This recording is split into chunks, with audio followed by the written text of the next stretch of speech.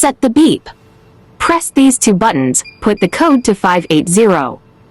In F3, change the number to 0. There's 1, 2, and 3, which stands for different levels of beeping.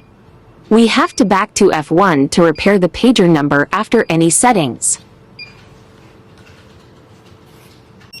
It's done. Let's back to homepage to call it. No beep, only flash and vibrate. Let's into F3 to change the number to 3, fast beeping. Then in F1, repair the pager number again.